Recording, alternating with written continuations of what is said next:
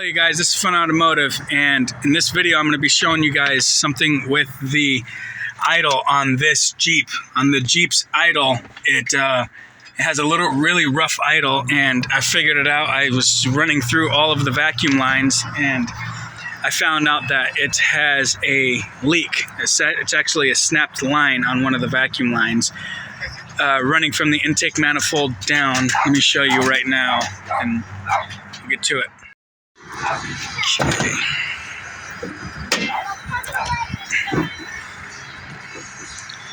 All right. One of the lines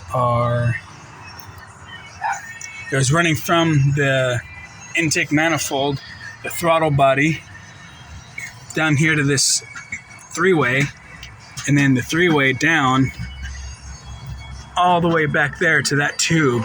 And there was a crack way the hell down here by the tube. I don't know how in the world that happened, but I am going to be replacing that very soon and getting it all done, because there is no check engine lights on this engine anymore. I went through them all and I fixed all of them. But I mean, like I said, there was only one code, but it was running like shit. So I've already done a few lines and all that, and I just found this one. And like I said before, this had a number 40 fan fuse that was blown, that was showing up for the check engine light. I ended up getting the old battery that the seller gave to me, because the original battery did hold a charge for about a week and then it died, so I'm just going to buy a brand new battery for it. It's no big deal.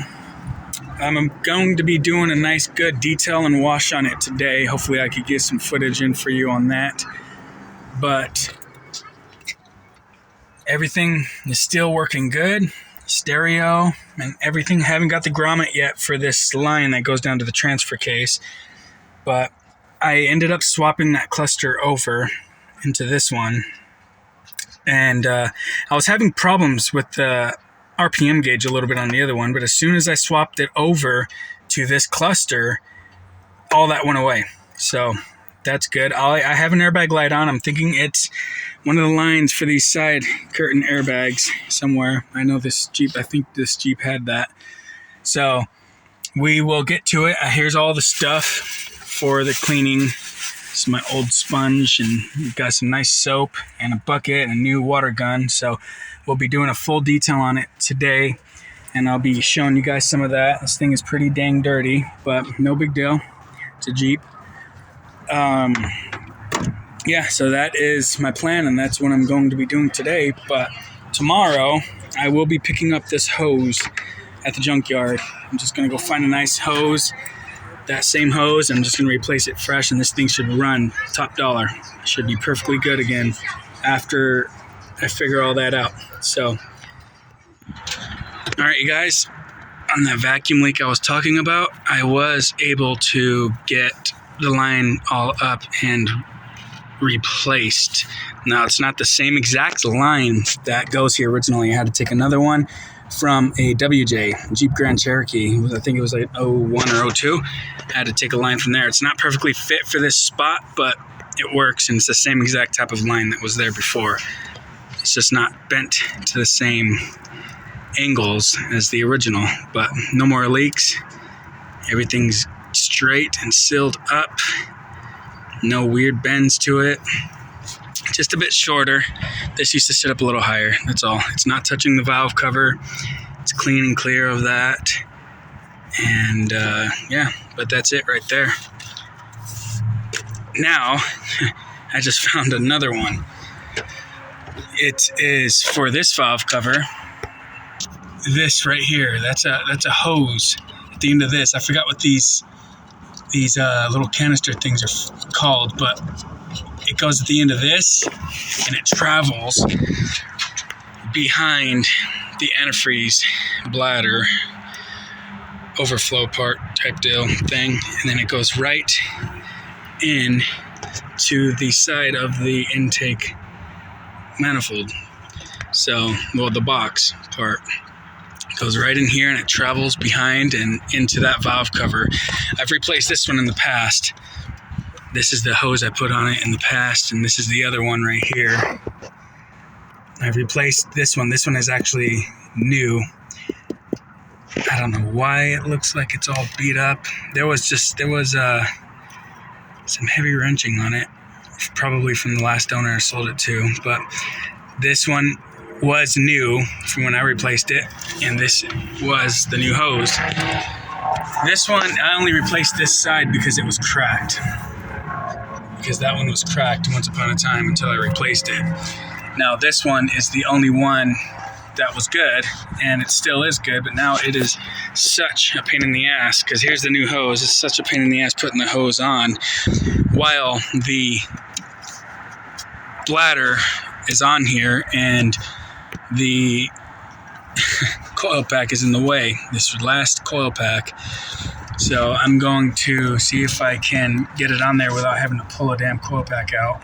Maybe I might be able to get rid of that plug, take this plug off, and may have some entryway in there, and then I could run it straight back and under the antifreeze holding tank and run it straight where it's supposed to go, right there.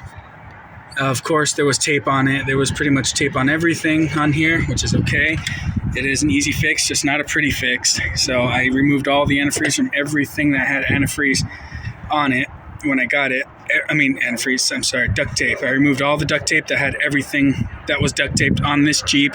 I removed everything and properly replaced all the hoses and lines and all the things that need to be done properly. So no big deal. It's just duct tape to the last owner. No big deal. You know, that's the way you wanted to do things. That's completely cool. It was your Jeep after all. I just am OCD, and I got to get things to be perfect again. So yeah, still haven't got the original changed battery yet. That's going to be something last. It's not very important right now. There's some tape right here. This is all original tape that was on it when I bought it. But yeah, that's pretty much what I'm working on right now. So that line I have fixed. That line is now fixed. That runs all the way to this 3-way. That's fixed. I just got to get that hose on there, and I'll show you guys some of that in a sec. All right, I think what I may have to do actually is just remove the antifreeze holding tank, which I replaced this before because it broke from down here. It broke from right on down there. It cracked right there at the seam of where it's at. Looks like this one's about ready to go also, but I may have to take off these 8mm, pull them right off, and then take the tank and just move it out of the way, because it's just a big pain in the rumpus being back there, and that thing is a pain trying to come out of there. A real big pain just sitting in there because there's so much things in the way. So if I remove this tank, it will be a lot easier to access that spot and get it all done. That's for sure. I did end up removing that coil pack wire. I should put it back on actually, because knowing me, I'm going to forget to put that back on, and then I'm going to wonder why the Jeep runs weird. Okay, it's back on now. Alright, now I've just got to remove these guys, and hopefully it works good. Hopefully that doesn't want to crack any more than what it already is, because honestly I did not even notice that was already like that. It looks like a crease in there, like it's about ready to want to go. So we'll see. Okay, you guys, I should have recorded it, but I did have this out just now, and that gave me more access to be able to stick my hand back there and grab that piece. As you can see back there, it looks like the hose isn't all the way on, but really it's all the way on. It's as far as it will go, and it's pretty deep in there. So that's all on right there. Everything's good. The part is tightened all the way down. I forgot what it was called, but like I said, I replaced this one 2 years ago. So that's all good and done and bolted in. And once again, it is back right there, back into right there, and then it runs straight under and across underneath this reservoir. So it runs straight back there, you know, to the little vacuum valve cover thing, but it's not giving me good camera right now, but it's all the way in here. It doesn't look like it's all the way on either, but really it is. It's all the way back here, so that's nice and good. I already started it and stuff. I'm going to give it a tune-up next. I'm going to get brand new spark plugs for it by next Friday. All new spark plugs, and I was thinking about checking out probably getting new coil packs. I don't know, because it's still running a little bit rough, like pretty bad.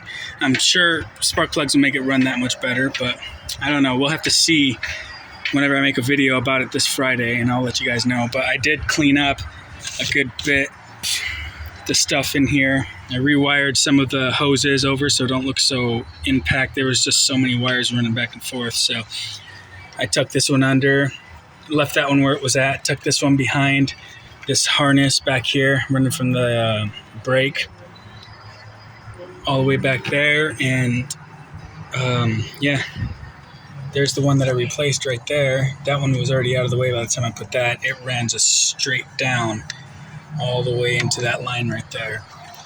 So that's about it right there. But the Jeep is looking good though. It's looking pretty darn good. I am happy with it completely. Gave it a nice good wash yesterday. Nice good wash. Now it's looking good. Don't mind the stuff underneath it. That stuff is old. It's no longer used anymore. I just got to throw that straight plate on, but pretty nice, I'd say. Pretty good. The paint came out really well. After it was sitting for a while, it was very dirty, but now it's running pretty nice and well. I'm happy about it. Got everything nice and cleaned up. So it's running back to good again. It's just a little bit rough, like I said, so we're going to be fixing that and getting that out of the way and getting it better so that it will not feel like such crap. It still does look a bit dirty in camera, but trust me, it's a lot cleaner than what it was. It's a whole lot cleaner. I'm happy with it, that's for sure. Still got to get the inside. The inside's very dirty. Haven't worked on that yet. Super dirty. And these seats, I'm going to just go ahead and buy new seats. They're disgusting and ripped up, and it's just nasty. It's just, that's how it is. You know, you want to have fun with the vehicle. No big deal. I'm not saying anything about the last owner. You know, he wanted to have fun in it, and that's all that matters, you know.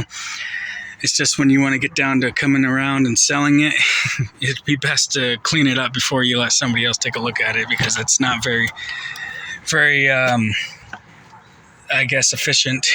This cluster, the speedometer stopped, or the RPM gauge just stopped working. That gauge, it's fixed. It's good. And as you can see, the new original stereo, it works excellent now. But yeah, just a bunch of use on this thing. I want to get it back to normal again. It's getting there, step by step. As you guys see, step by step, it is getting right back to where it was. It has no codes as of now, but it may throw a code, I'm afraid. It might throw a code by the way it's running. It might throw another one up. So we'll see if it does or not. Alright you guys, I hope you guys liked the video of the vacuum fix and just going around the whole engine bay and just making sure everything is tight and just pretty good. Those hoses there, they suck, you know. I don't like having to run so much aftermarket hoses to replace original OEM vacuum lines because it never looks the best. But as of now, that's what I had to do. So that's how it's just going to have to be. You know, that's how it's going to have to be. Although I put all this work into this Jeep, it is well worth it, that's for sure. This is such a nice Jeep. It is well worth it. Well worth it. I really missed this Jeep too. I missed it badly. I'm happy to have it back, so thank you to the last owner. Thank you. So, as you know, this is Fun Automotive, and as always, I'll catch you guys on the next one. Goodbye.